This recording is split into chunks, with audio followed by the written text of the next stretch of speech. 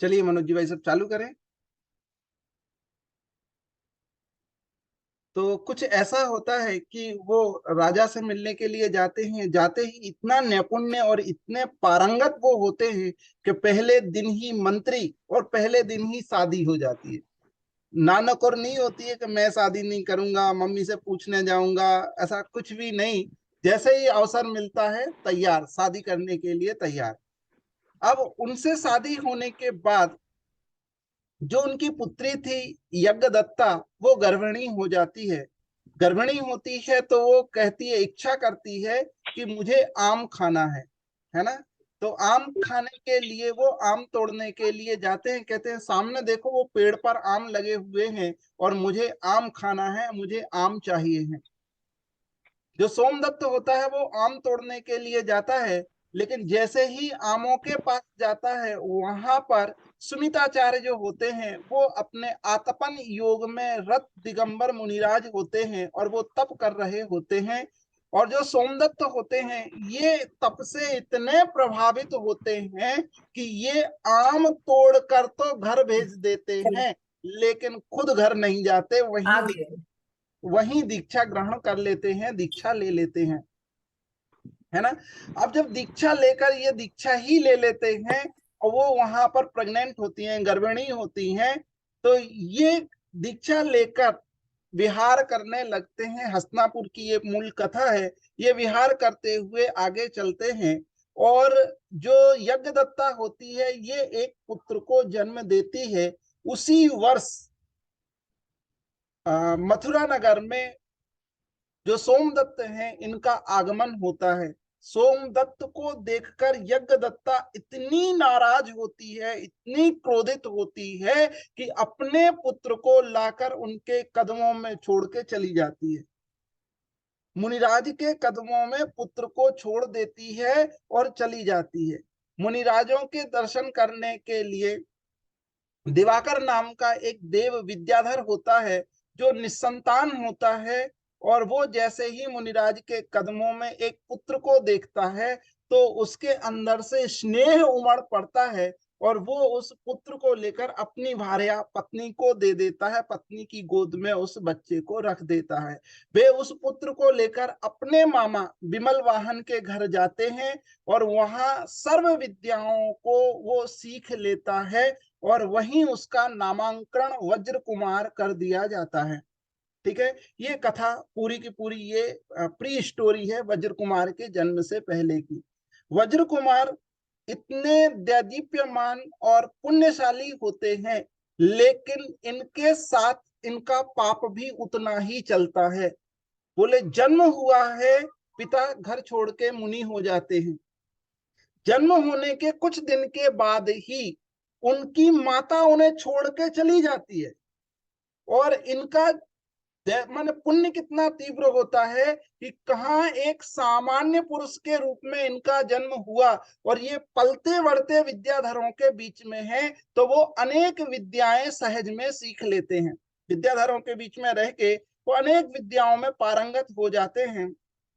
एक दिन ये अपने जो विमल वाहन नाम के मामा हैं इनसे बातों ही बातों में कहते हैं कि मामा, आप और हम में कुछ फर्क है। असलियत ये बताइए कि मेरे पिता कौन है, मेरे पिता का क्या नाम है। तो जो विमल वाहन होते हैं ये उनके पिता का नाम छिपाए बिना सब कुछ वृत्तांत जैसा है वैसा कह देते हैं। उस वृत्तांत को सुनकर जो वज्र कुमार हैं अपने पिता को दक्षिण मथुरा में खोजने के लिए चले जाते हैं। जाते हैं तो रास्ते में एक सेठ होते हैं, सेठ और सेठानी। तो सेठ का वियोग हो जाता है और इनके यहाँ एक पुत्री होती है। उस पुत्री का इतना तीव्र पाप का उदय होता है कि वो लोगों के द्वारा फेंके गए भोजन को ग्रहण करती है। मतलब उनके घर में नाम क्या था, सेठ और सेठानी। सेठ सेठानी मतलब नगर के कोई प्रसिद्ध व्यक्तित्व होंगे, तब तो उनका नाम सेठ होगा। पिता के जाने के बाद, पिता की मृत्यु होने के बाद उनके घर में खाने के लाले पड़ गए, घर में कुछ खाने को नहीं। तो जो पुत्री थी, लोग जो फेंक दिया करते थे खाना, जैसे हम खाना बनता है ना, तो एक आध रोटी होती है तो जाके बाहर गाय को रखाते हैं, है ना, उसी में कुछ चावल होता है तो उसी रोटी के ऊपर चावल रख देते हैं, दाल होती है तो यूं ही फेंक के आ जाते हैं, है ना। तो ऐसा खाना खाकर वो सेठ की जो लड़की थी ये जीवन यापन कर रही थी, छोटी सी बच्ची थी 5 साल के करीब की, और इस तरीके से वो अपना जीवन यापन करती थी। उसी दिन उस नगर में, मैंने उस गली से दो मुनिराज गुजर रहे होते हैं, तो वो देखते हैं, जो छोटे मुनिराज होते हैं ना मनोज भैया, वो उनको देखकर, उस लड़की को देख के बड़े भावुक हो जाते हैं, बड़े दयाद्र हो जाते हैं। कहते हैं इस लड़की के जो नाक नक्शे हैं ये तो उत्तम दिखाई दे रहे हैं, लेकिन ये फेंका गया भोजन क्यों ग्रहण कर रही है। तो जो बड़े मुनिराज होते हैं वो कहते हैं कोई बात नहीं, ये लड़की इसी नगर में इसी राजा की पटरानी बनेगी। देखो मतलब कितना गजब की कर्म की वैचित्रता है, कैसे कैसे कर्म उदय में आ रहे हैं। पहले सेठ की यहाँ पुत्री हुई, सेठ की यहाँ पुत्री होने के बाद इतने गरीब हो गए कि दूसरे के द्वारा फेंका गया खाना खा के अपनी उदर पूर्ति करने लगी। और किस्मत कितनी चोखी है साथ में कि अब यह निश्चित हो रहा है कि ये राजा की पटरानी बनेगी। इसमें मतलब हमारे जीवन में थोड़े बहुत उतार चढ़ाव आते हैं, इसमें ज्यादा तो इतने कोई उतार चढ़ाव नहीं है, लेकिन सोचो यदि हम प्रतिमान योग को देखते हैं तो एक ही जीवन में कितनी कितनी वैचित्रता हमें दिखाई देती है, और ऐसी वैचित्रता के दर्शन करने के बाद हमें हमारे परिणामों में शांति मिलती है। बोले हमारे साथ क्या हो रहा है, बोले इतना तो नहीं हो रहा है जितना उस लड़की के साथ हो रहा था। सब हमें दुख है, तकलीफ है ना अंकल, अरुण अंकल, कितनी सारी दुख और तकलीफ है हमारे लिए। कहते इतनी दुख तकलीफ तो नहीं है ना कि सब कुछ खत्म हो गया हो और किसी के द्वारा फेंका गया भोजन हमें ग्रहण करना पड़ रहा हो। तो वो गरीब ही थी, वो तो पुण्यहीन ही थी।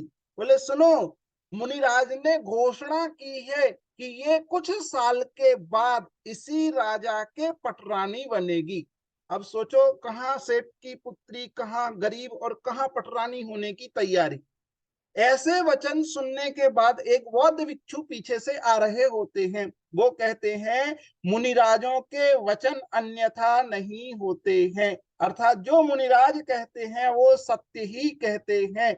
तो जैसे ही मुनिराज आगे जाते हैं वो बुद्ध भिक्षु उनको उठाकर अपने विहार में ले जाता है, वहां उसे अच्छे कपड़े पहनाता है, अच्छे भोजन कराता है और उसे बौद्ध धर्म की दीक्षा देता है। अब देखना क्या गजब गजब के राजनैतिक के लोग थे, है ना, कि हम यदि इस लड़की को सामान्य ही रहने देंगे तो राजा जो बनेगा वो इसकी बात मानेगा, धर्म उसका चलेगा, और यदि हम इसे बौद्ध बना देंगे तो जो जिससे वो शादी करेगी वो राजा भी बौद्ध होगा, बौद्धों का अनुयायी होगा, बौद्धों की सेवा शुश्रूषा करने वाला होगा, तो हमारा प्रचार प्रसार अपने आप ही होने लगेगा, है ना। आ रही आवाज, आ रही, नेटवर्क फिर तो नहीं चला गया। हेलो। हाँ, आ रही आवाज, आ रही। आ रही है, आ रही है। तो कुछ ऐसे इशारे विसारे कर दिया करो गुरुजी, हमें क्या पता आ रही कि नहीं आ रही, क्योंकि आज हमारे यहाँ अनस्टेबिलिटी है, कुछ पता नहीं क्या हो रहा है क्या नहीं हो रहा है ना। तो इसके बाद वो बौद्ध विहार में उसको ले जाते हैं और बौद्ध विहार में वो पलने लगती है। एक दिन जब भी वो यंग होती है तो वो झूले पे झूल रही होती है और राजा उन्हें देखता है और देखकर ही मोहित हो जाता है और उससे शादी करके उसे पटरानी का पद दे देता है। वो कहती है राजा से कि अब आपको बुद्ध विहार में जाकर बौद्धों की सेवा शुश्रूषा करनी चाहिए। और राजा कहता है नहीं, मैं तो जैन मुनियों का उपासक हूं, मुझे जैनों के विषय में विशेष अनुराग है। कुछ ऐसे ही बात बनती बिगड़ती है और ये शर्त रखी जाती है कि आज जो रथ यात्रा निकलनी है, उस रथ यात्रा में जिस धर्म का रथ पहले निकलेगा, हम उससे माने हम पूरी प्रजा उसी रथ को स्वीकार, उसी धर्म को स्वीकार करेगा। शर्त ये रखी जाती है कि सब जो माने जिसका रथ पहले निकलेगा वही स्वीकार करेगा। तो रानी अपने गुप्तचरों को लेकर ऐसी व्यवस्था करती है कि जो बौद्धों की रथ यात्रा है ये पहले निकले और जैनों की जो रथ यात्रा है ये पहले ना निकल सके। पर उसी दिन उसी नगर में जो वज्र कुमार होते हैं, ये विद्याधर हैं, अनेक विद्याओं की इन्होंने सहजता से इन्हें प्राप्ति हुई, उपासना की हुई है। तो वे उस नगर में आके सारे वृत्तांत को जानते हैं कि आखिर क्या चल रहा है। तो ये अपनी विद्या से जो बौद्धों का रथ होता है उस बौद्धों के रथ को बिगाड़ देते हैं और जैनों की रथ यात्रा निकलती है और बहुत प्रभावना होती है। और उस प्रभावना से पूरा का पूरा मथुरा नगर जैन धर्म को स्वीकार कर लेता है। और ये अपने पिता से मिलने के लिए वज्र कुमार जाते हैं और पिता के दर्शन करके उनकी नग्न दिगंबरत्व मूर्ति को देखकर ऐसे मुग्ध होते हैं कि ये भी वापस अपने घर नहीं जाते और वहीं दीक्षा होकर तप करते हैं और तप करने के बाद यथेष्ट स्वर्ग मोक्षादि को प्राप्त करते हैं। इस तरह से इस यात्रा, इससे पूरी कथा में ये बताया कि यदि आप प्रभावना के निमित्त बन सकें, है ना, तो आपको प्रभावना के लिए अपना अद्वितीय योगदान देना चाहिए। ये पूरी कथा का इसमें सार है। और विस्तार से यदि आपको जानना हो तो रत्नकांत शाकाचार्य जी के 20वें श्लोक के बाद जो पूरे कथाएं दी हैं उससे भी विस्तार से जाना जा सकता है। अब आज हम पढ़ते हैं 21 नंबर का श्लोक। बहुत दिन से हम दो श्लोकों पर अटके हुए हैं, लगभग 12-13 दिन हो गए इन दो श्लोकों पर हमारी चर्चा चल रही थी। आज हम देख रहे हैं जो हमारा 21 नंबर का श्लोक है, ये श्लोक हमें बहुत ही प्रेरणादायक और बहुत ही उत्तम है। बड़ी गंभीरता से हमें इसे पढ़ना चाहिए क्योंकि हमारे जीवन में इतनी शिथिलता है, इतनी शिथिलता है कि जिसके विषय में कुछ नहीं कहा जा सकता है। ये श्लोक बिल्कुल टू द पॉइंट हमें सही सही बातें बताने वाला है ना। इस श्लोक में लिखा है अंगहीन सम्यक्त व्यर्थ है। इसकी जो हेडिंग है ये है अंगहीन सम्यक्त व्यर्थ है। तो कितने अंग हमें देखने को मिले नीतू मैडम? कितने अंग हमने देखे? 8, है ना। निशांकित, निकांचित, निर्वित चिकित्सा, अमूढ़ दृष्टि, उपगोहन, स्थितिकरण, वात्सल्य और प्रभावना, ये 8 अंग हमने देखे, है ना। तो जो सम्यक्त होगा ये सम्यक्त इन्हीं 8 अंगों पर खड़ा होगा। इन अंगों में से कोई अंग ना हो तो सम्यक्त टिक नहीं सकेगा, है ना। इन्होंने जो उदाहरण दिया है बस वो उदाहरण बहुत अच्छा है, अपन इसकी चर्चा थोड़ी करेंगे। चलो पहले श्लोक पढ़ते हैं फिर इसके बारे में अपन इसकी चर्चा करते हैं। श्लोक लिखा है नांगहीन मलच्छे तुम दर्शनम जन्म संतितिम ना ही मंत्राक्षरन्यून्यो निहंतिम विषवेदना न अंगहीनम मलच्छेत्तुम दर्शनम जन्म संततिम ना ही मंत्रः अक्षर अन्यून्यो निहंतिम विष वेदना, है ना। ये विष वेदना को नहीं नष्ट कर सकता है। कौन विष वेदना को नष्ट नहीं कर सकता है? ये कहते हैं यदि मंत्रहीन हो, मंत्र में एक ही अक्षरहीन हो, हीन माने होता है कम हो जाना, है ना।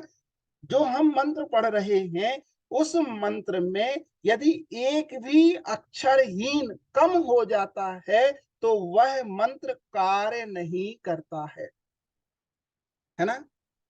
क्लियर, उदाहरण समझ में आया? जो मंत्र पढ़ा जाए, जैसे पहले के लोग होते थे, वो विष को उतारने के लिए, माने किसी व्यक्ति को सर्प काट लेता था, किसी व्यक्ति को बर्रा काट लेता था, मधुमक्खी काट लेती थी, तो वो मंत्र पढ़ते थे, ऐसे ऐसे करके झाड़ते थे और कहते थे पूरा का पूरा उनका जो पॉइजन है वो उतर जाता था, शांत हो जाता था। तो ये प्रभाव था मंत्रों का। आप लोगों ने और सुने होंगे, बहुत प्रकार के मंत्र होते हैं और ये सारे मंत्रों की चर्चा द्वादशांग में की गई है। माने हमारी जिनवाणी में ऐसी कोई बात नहीं है जिस बात का वर्णन नहीं किया गया हो। सारी की सारी बातें जिनवाणी में उपलब्ध हैं। आप कहोगे इनकी क्या आवश्यकता है? क्योंकि सर्वज्ञ के ज्ञान में सब चीजें आती हैं, तो उनका व्याख्यान भी सबका होता है। और जिन मुनिराज को जिस ओर ज्यादा रुचि होती है, वे मुनिराज उनका विशिष्ट रूप से कथन भी करते हैं। जो मुनि अध्यात्म के होते हैं आचार्य, वो अध्यात्म का कथन करते हैं। जो आगम के आचार्य होते हैं, वो आगम का कथन करते हैं। जो करुणानियोग के आचार्य होते हैं, प्रथमानियोग के होते हैं, चरणानियोग के होते हैं, वे अपने अपनी रुचि के आधार पर इन चीजों का वर्णन करते हैं। यदि आपने कभी भद्रबाहु संहिता पढ़ी हो, मनोज जी भाई साहब देखी? मनोज जी भाई साहब भद्रबाहु संहिता देखी?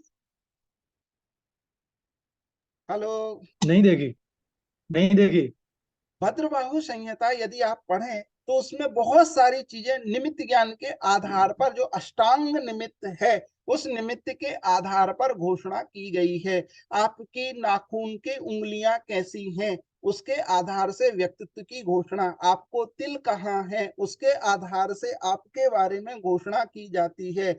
आपके नाखूनों का रंग कैसा है, हाथ कहाँ तक आते, पंजा कैसे है, आपके चेहरे की बनावट कैसी है, कौन सी उंगली किस पोरे को छूती है, ये सारी की सारी चर्चाएं उसमें लिखी हुई हैं। और इसे आचार्य भद्रबाहु स्वामी ने लिखा है ना? तो ऐसे भी आचार्य हुए हैं जिन्होंने, क्योंकि जिनवाणी में सारा ज्ञान है, और जिन आचार्यों को जिस विषय में विशिष्ट रुचि होती थी, अध्यात्म में, आगम में या निमित्त ज्ञान में, उसके संबंध में विशिष्ट रूप से लिखा जाता था। पर चर्चा जैन दर्शन में केवल अध्यात्म और आगम की होती है, क्योंकि इसका सीधा संबंध हमारे मोक्ष मार्ग से जुड़ा हुआ है। अधिकतर चर्चा आपको निमित्त ज्ञान की हमारे यहाँ नहीं मिलती। सारा का सारा वर्णन ज्योतिष का, कब किस मुहूर्त में क्या किया जाना चाहिए, मंदिर की नींव कब रखी जानी चाहिए, कौन सा नक्षत्र किस फल को देता है, सारा वर्णन है। लेकिन हमारे यहाँ इन सब चीजों का वर्णन केवल आटे में नमक के जैसा होता है बस। यदि हम कुछ सब काम करने जा रहे हैं ना, तो जैसे आटे में नमक चाहिए ना, रोटी किसकी बनेगी? नमक की के आटे की? आटे की बननी है ना रोटी। तो जब आटे की रोटी बननी है तो उसमें नमक डलता है, नमक में आटा नहीं डलता। ऐसे ही जितने से काम चल जाता है, जो चित्त उपयोग को भ्रष्ट करने वाली चीजें हैं, उनसे हमेशा जैन दर्शन दूर रहता है। और जो साक्षात मोक्ष मार्ग को प्रदान करती हैं, उन चीजों पर, उन कथनों पर विशेष जोर दिया जाता है। ठीक है ना नीतू मैडम? चले आगे। तो यहाँ पे कहा कि जो मंत्र है, माने ये जो मंत्र यदि न्यून हो, न्यून अक्षरी हो, जिसमें कम अक्षर हो, ऐसा मंत्र हो, तो उससे विष की वेदना को नहीं उतारा जा सकता है।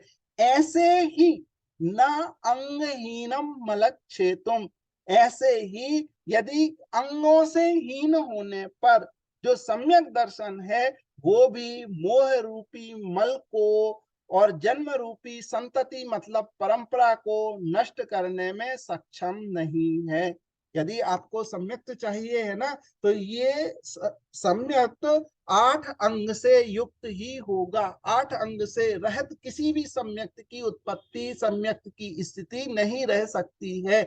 सम्यक्त है तो ये सारे के सारे निशांकित, निकांक्षित, निर्विचिकित्सा, मूढ़ दृष्टि, उपगूहन, ये सारे के सारे अंग होंगे। और यदि आप सोचो कि साहब निशांकित नहीं चाहिए मुझे, बाकी के अंग हो चलेगा। प्रभावना मुझे नहीं चाहिए, बाकी के अंग हो तो चलेंगे। कहते हैं ऐसा सम्यक तो नहीं होता है ना। क्लियर हुआ?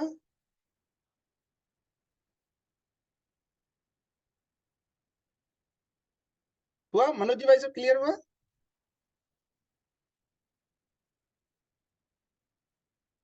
मेरा ही नेटवर्क नहीं है। आप लोग मुझे लग रहे हैं कि आप कुछ बोल रहे हैं, पर मेरे तक आवाज नहीं आ रही आपकी। ममता आंटी भी कुछ बोल रही हैं, नीतू भी कुछ बोल रही हैं।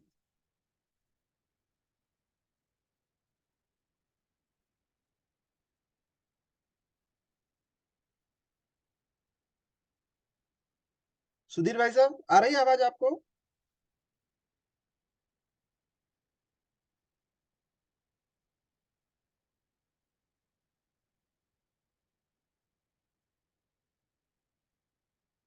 दीप्ति दीदी, दीप्ति भाभी,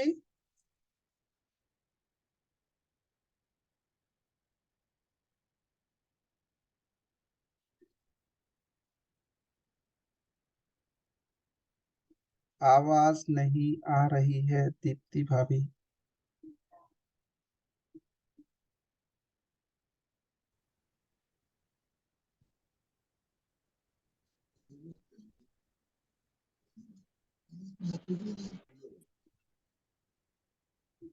नेटवर्क तो दिखाई दे रहा है। अब आई। अब आई? Yes sir. कब से नहीं आ यस सर रही? आई। कब से नहीं सर आ बहुत रही देर थी?